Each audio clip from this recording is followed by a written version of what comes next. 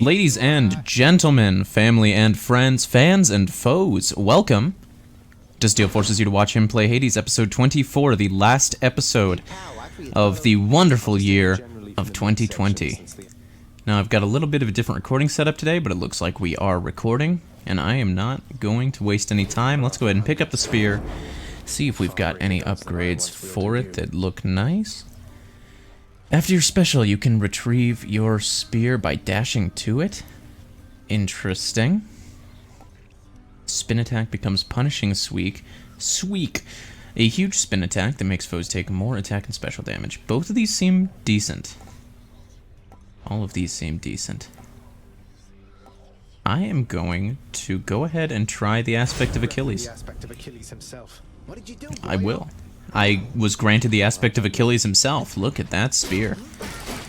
Let's go ahead and we throw it, and then we charge to it instead of pulling it back to us, which is interesting and will take a little getting used to. And there's our spin attack. Double checking my settings, looks like hopefully my audio is getting picked up. It would be a shame if this episode were a wash, as one previously was. And let's get right into it. Now, as with the Wednesday episode last week, I do see that. I'm not Baratha, though. You weren't talking to me. That was impolite of me. Spin attack. Bigger, hurts more. Special. Hurts more. Has greater crit, or gives us greater crit chance on recovery. Attack strikes 3 times in a spread pattern. Interesting, interesting. I like massive spin, I think. We'll just have to remember to use it. As with Wednesday of last week, you may note... Oh, we've got the... Didn't even realize. So every time we clear a room without taking damage, we get a little extra damage courtesy of our dear friend Thanatos. Now, there was no episode on Monday. Go ahead and we'll just chalk that up to Christmas break. Ignore that I put out an episode on Christmas. It's a weird break, but you can't tell me how to holiday. Let's go with Ares. We go. I had a wonderful Christmas, and I hope everyone else did as well. Or a wonderful, however you celebrate this time of year. I think most people celebrate something. Ares, what you got? Attacks inflict doom. I like it. Special inflicts doom. I also like it. Let's go with Curse of Pain. And that will inflict doom. Chaos, what you got for me? I feel a little extra stuffed up today, and I feel like I complain about that a lot, but, is what it is. Chaos.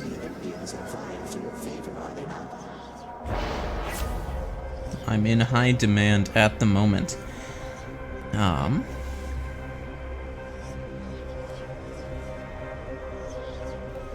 These top two both look tempting. I think I'm going to go with Slippery Flourish. We want to stack up some damage early on, because we want to have it late on. My Christmas was unorthodox, but very good. I spent it here at the college that I attend with my brother. Going home was not an option for us, as I think many people can relate to this time of year, not this time of year, this year of time. This peculiar year that it has been. Charon, got anything nice? Nothing too enticing. Let's get some nectar. It's probably about time to start dishing nectar out to the Olympians. I don't know who else we need to give it to, except maybe Patroclus. I don't know if we've given it... Or no, I think we did. It's a little hard to keep track. I'll have to check my codex.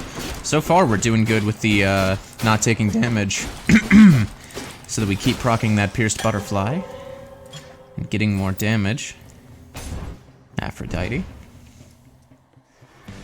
Now, if I am... Oh, don't be Doomstone. Okay, no. It's the mage guy.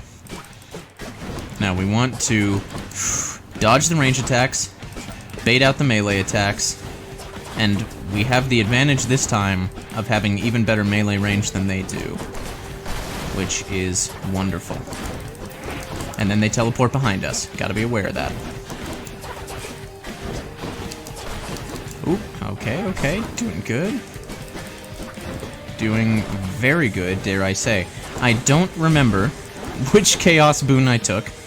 But I remember that one of them would hurt me if I used my special, so I'm not going to risk it, even though I don't think that's the one I took.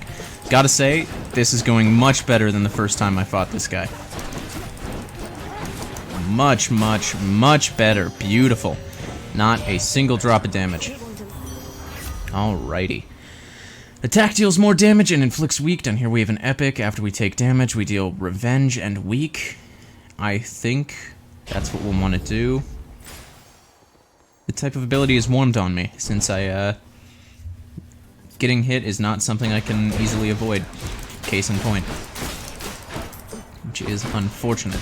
Something that shouldn't have even hit me, and I will maintain that until the day I die. There we go. Let's keep it up. Don't forget to throw. For Christmas, which, yes, was spent here at college, me and my bro, we were still able to have some little festivities. I made a tree out of cardboard that I'm very proud of. I think it's beautiful. Oh, pardon me. I won't pay for it. You'll pay me. In gems or otherwise. Ouch. Or I'll pay with my blood. I think one of the larger gifts I received this year, sent by my... So I mentioned in a previous episode, the first time that I reached the Temple of Styx, I was slain by rats. Indeed. Mine now. I can't help but notice I have an infinity sign down here. I appear to have gone with Stubborn Defiance and forgotten. So I can die one time per chamber, which I think is every room. So that, I feel like that should carry us pretty far. My nose is really having trouble. Pardon me, will I address that real quick? I'm gonna pop you on mute.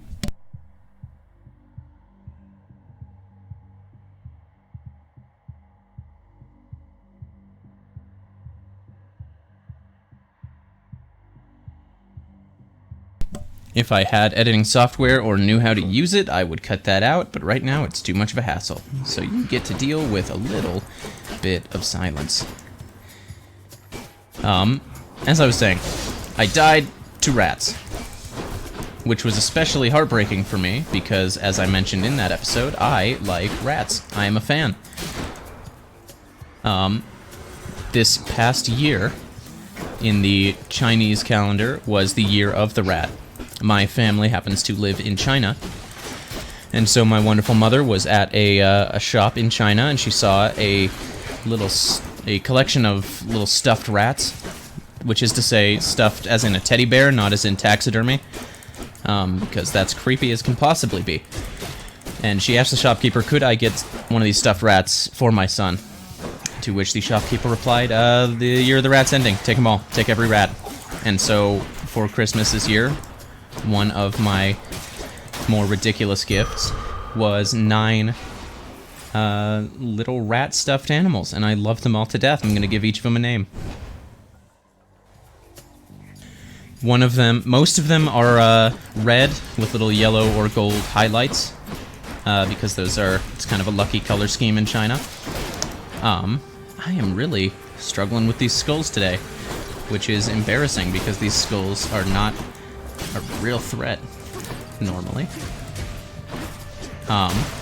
One of the rats, however, is yellow with some red highlights, and I gotta say, in the shade of yellow it's in, it looks very much like a certain cartoon bear who is not to be named in China. Gotta wonder if he was a little bit subversive, if whoever put him together was making a statement. Either way, I love them all. Don't want to forget, I've got Doom on my special. That is something worth remembering. And it is something to get used to, because charging to my spear is kind of unintuitive. There we go, I keep expecting the spear to come back to me. But no. You can sit right down. What else did I get? My brother got a wonderful chess set. We spent much of Christmas Day playing chess. I am not good at chess. I think I am decent at chess for being a total amateur. Like, I think if I faced other people that only ever, like, played chess, like, on occasion growing up, I'm half decent. But if I face anyone who, like, even sort of knows what they're doing, I have no chance whatsoever. My favorite YouTuber has been getting really into chess lately, and his name is Northern Lion. Highly recommend checking him out if you like my content. He's been getting very into chess lately, and when I watch his chess videos, I sit there and I watch, well, obviously that's the move you want to take. It seems so obvious.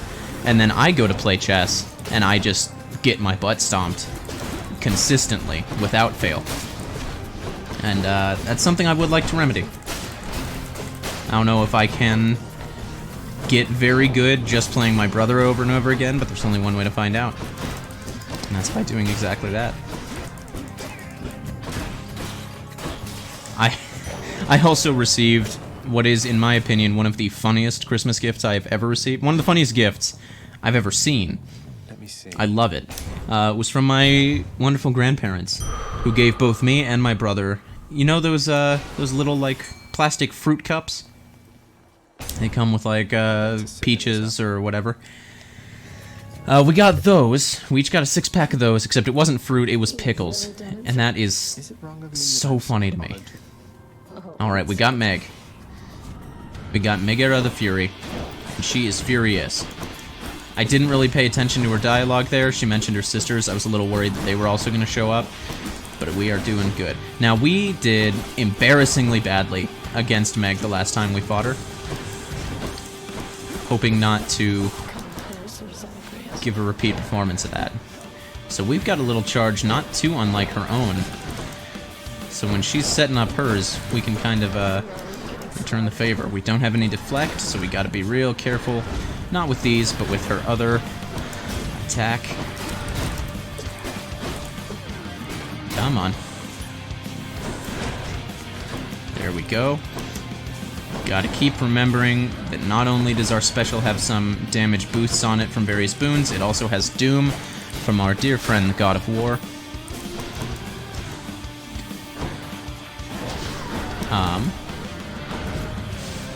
Most of my Christmas presents were assorted chocolates and sweets, on which I have gorged myself just a little bit.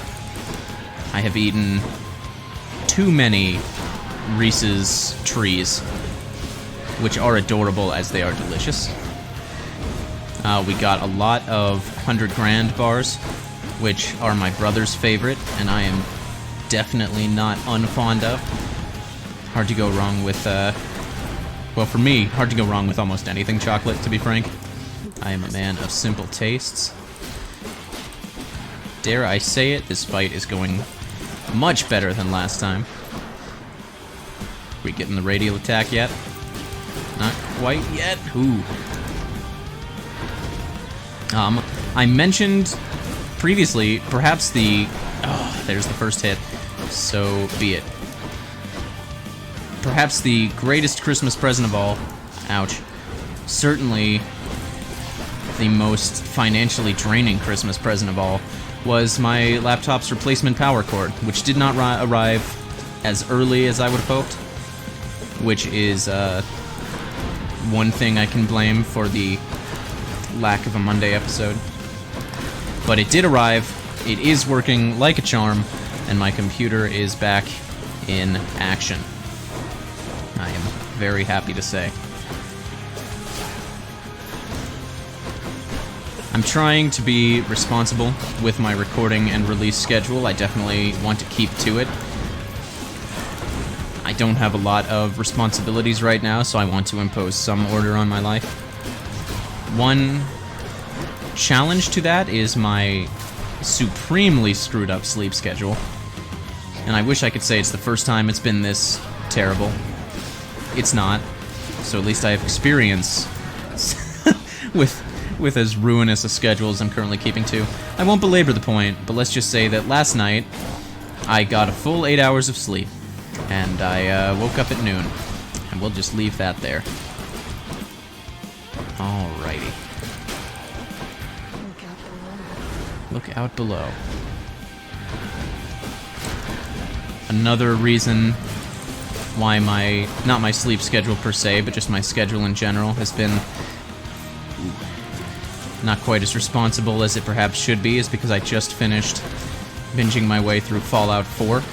Not for the first time, but for the first time in a very long time. Not a bad game. It is not the greatest RPG I've ever played. It is not the greatest Fallout game I have ever played, but I would not say it's a bad game. It has a lot of unique, and if not unique, then at the very least novel mechanics. I think the gunplay is quite sound. I love its mechanic of being able to modify your weapons and kind of modularly build your arsenal. I like that a lot. I also like the whole settlement aspect of it. It can be clunky, could really benefit from some refinement, but I like, you know, going to a place with just a handful of settlers just trying to survive after the apocalypse, and you kind of build it up into a place worth living. You know, still by post-apocalyptic standards, but it's nicer. The Erin years. They'll just have to try harder next time. I always worry. My voice feels like it's very nasally right now because of my nose issues. Gonna pause you again real quick. Go to Asphodel and die. Off to Asphodel. And die. And die, Zagreus. How much time we got this episode? We're at 16 minutes, we can press on. We might not even need Skelly's Tooth this time around, because we can, in theory, revive every single room. So we're gonna keep with the Pierced Butterfly, see if we can keep cranking our... oh! Have we... We just got Darkness from that fight. So we had beaten Meg with the spear before, but we've not gotten farther than that, so we can actually get some Titan's blood here. Which is nice to know. Especially since I spent some Titan's blood on this spear. I have some gripes with Fallout 4's plot. And what I feel is a large hole therein. I hate when I step in the Phlegathon. Good night indeed. Oh, that is something I was going to say. On account of my terribly screwed up sleep schedule, I am pretty tired. I am trying not to nap, even though a part of me very much would like to. Because I'm trying to, if not reset my schedule, at least work it back. So if I'm taking naps midday, that's not extraordinarily conducive to an early bedtime, as it were. So we're powering through. Powering on through. I feel like I was saying something else, and I've lost it. The human mind is a fallible thing. Fallout 4 and my gripes with the plot. That's where we were. I'm going to try not to drop any major spoilers, but I'm going to give you a basic rundown of the game and its plot. You play as an individual, living a happy little home life with a spouse and a young baby in the year 2077. In an kind of an alternate timeline, culture is all very 50s, but tech is all nuclear and futuristic, for the most part. Besides the point. You live in that year, and the world ends in a fire of nuclear Armageddon, but you and your family are able to take shelter in a handy little bunker from your friendly neighborhood installment of Vault Tech. So you head on down, you survive the nuclear explosion, but surprise, it's not really a nuclear survival thing, not really. Vault Tech's whole shtick is that each of their vaults is an experiment. And your vault, Vault 111, you are kept cryogenically frozen to test the effects of that on unknowing participants, or whatever. In any case, something goes wrong. At some point during your freeze, Excellent. that you did not know you were signing up for. Let's go for money. People break into the vault, they kill your spouse, they steal your baby, they refreeze you, you wake up from being frozen later, you're the only person alive in the entire vault, and you step out into the horrifying post-apocalyptic nuclear wasteland of the Commonwealth, what was once Massachusetts. Medusa? Medusa. My And then you survive. You're trying to find your son who was taken. His name is Sean. He's a very cute little baby. Now, my gripe is there's an organization in the Commonwealth known as the Institute. And it is kind of the boogeyman. Everyone is afraid of the Institute, and rightly so. They make these things called synths that are like super realistic androids, and sometimes they take people and replace them with synths, and I meant to charge there, but it didn't happen because I did it wrong. I really need to get used to this spear, but it doesn't really work when Medusa freezes me. Giant Medusa head. Or Gorgon head. I shouldn't besmirch the good name of our dear friend Dusa by associating her with this tremendously annoying mini-boss. The Institute. All sorts of shady stuff. They replace people, a la The Thing, except with robots. They sabotaged one of the foremost attempts at establishing a unified Commonwealth government. They, another group called the Railroad is at odds with them because these synths that they make are treated as slaves by the Institute. Very shadowy, secretive organization. When you actually encounter the Institute, you have a fairly compelling reason to join them. You kind of get a little glimpse behind the curtain. I would argue they offer one of the best paths towards a bright future for the Commonwealth and the people therein. Hello, Athena. Hey. I actually do like the Athena cast, so we'll go with Phalanx Shot. And we'll go for a palm. Here's my qualm. Over the course of the game, Thanatos, I assume? Yes, indeed. You did interrupt me. I was talking about Fallout 4. I do. And it'll make you stronger once I'm finished here. That's not bad advice, but I think I'm gonna fight anyway. That's actually really nice of him. I do like Thanatos, even though I think his quibble with us is mostly justified. He's also kicking butt, and I'm doing a bad job?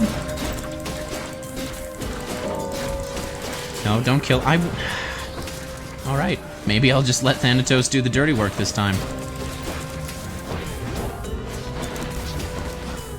Because I am proving hilariously inept at doing anything else. Alright, I got one kill. I'll be happy with that. There are several possible endings to Fallout 4, in which you side with one of a number of groups of interest in the Commonwealth. You can side with the Institute, you can side with a group called the Minutemen, you can side with the Railroad, who's very anti-Institute. You have options. And again, a part of me says... That looks good. That the Institute, they've got all this future technology. They're the best option. I'm searching for Mother Nyx was... I shouldn't skip through dialogue quite that much, but pardon me. The problem is, for all of the virtues of the Institute that you discover, they never explain why they occasionally kidnap, kill, and replace people, which I think is a pretty important thing to address. And it just kills me that my character's like, hey, you know, I'm totally on board.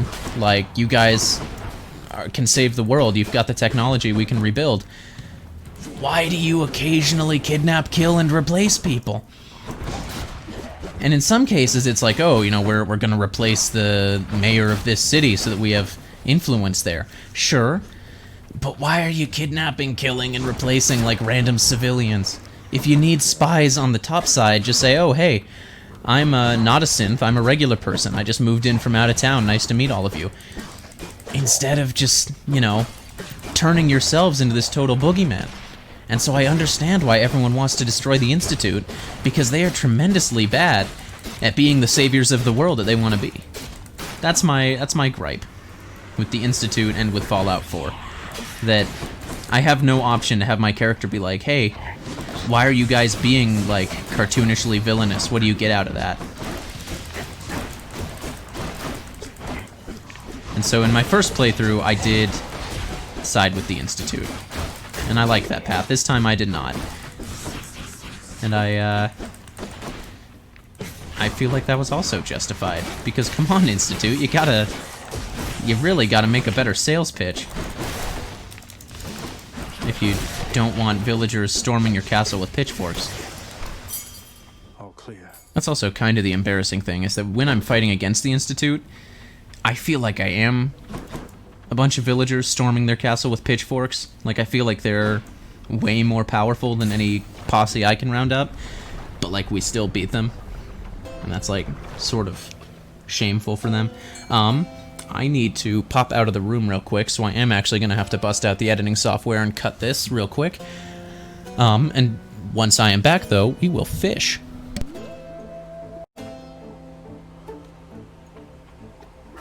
Ladies and gentlemen, I am furious. The footage you're watching right now, I recorded after coming back from the break that you just watched me take. However, the audio in it was just not. It was gone. So this is me recording new audio after the fact that I'm going to try my darndest to edit on over top of it. We just caught a Slavug. It's very adorable. And you'll just never hear my authentic reaction in real time to watching it emerge from the fiery depths. Alas. Here's Athena. Ooh, what will we get? We're gonna get the one that lets us deflect with our attack. Because Holy Shield actually sort of sucks. So this is our first time fighting the Hydra with Varatha, the Eternal Spirit. Well, not the first time fighting it. If we beat it, and ooh, you'll have to wait in suspense to know if we do, it will be the first time doing so with the spear. This is not the most annoying variant, but it is not my favorite either. I really don't like having to dodge floor hazards, but you know, it's not a perfect world, and we are in hell after all. The last time, I think it was the last time, that we fought the Bone Hydra, I concluded that episode by telling you about a dream I had. The second of two dreams I've told you about. One wherein, I think it was the one where my parents were, like, investigators, and I was gonna say solved a serial killing, but we didn't. We sort of just watched serial killings happen until we ran away. And then maybe died ourselves. Dreams are weird. I'm gonna tell you about another dream I had recently, the little bits of it that I remember, because dreams are fun to mine for content. I was in a desert, and it was like a shopping center, or maybe a restaurant, a place where commerce happened in one capacity or another, and United States Senator Bernie Sanders was there. And I walked up and I said, "Hello, Bernard. I'm a fan of your work." And he said, "Oh, wow. Are you listening to Spotify on your phone?" And I said, "Why, yes, I am, Bernie Sanders." And he was very interested in just the idea of Spotify, I guess. And then I think the rest of the dream was me just going through my Spotify playlist of Bernie Sanders. And now that I think of it, I have something else to talk about with that. I've been very satisfied over the years with Spotify and its Discover Weekly feature. It's been very good for finding new music. I found a lot of great stuff through it. And recently, well, to rewind a bit, those of you who are a little older may remember some very old internet memes. The Shoop da Whoop or I'm a firin' my laser meme, wherein, you know, a normal situation would be happening and there goes our Death-Defiant. And then someone would shoot a large laser out of their face. It was a simpler time. The most illustrious example of that meme was the Laser Chronicles on YouTube. Some of the earliest, I don't know if I could call it viral, but iconic YouTube content created by someone named Dominic Farah, aka Dominic Fear. And my roommates recently pulled up all those old Laser Chronicle videos from, what were called? The Laser Collection, that's what it was. Pulled up the old Laser Collection videos from like 2009, and we dug into those and just basked in nostalgia. And then there I am on Spotify, and I take a look at some of the songs I'd added that day from my Discover Weekly playlist, and I had added not one, but 3 songs by Dom Farah, the madman himself. Now an adult human being instead of a 14-year-old or whatever he was when he made those hilariously simplistic Flash animations that made him the talk of YouTube. So just some wild coincidences. And I gotta tell you, look up Don Farah on Spotify. All the power to him. The man's got some good songs. I'm real into it lately. Let's go. Larinian Hydra down. We get ourselves another big old diamond. Another skull for the wall. And we move on. Hopefully, I can overlay this audio onto this video. If I can't, I don't know what I'll do. I feel like that bit there where the video froze was me looking and checking if everything was going well with the video. I guess I just didn't notice that no audio was happening, but c'est la vie. Until next time, thank you for tuning in. Have a wonderful, happy new year, and may 2021 be far better than 2020 has been. Take care. Goodbye.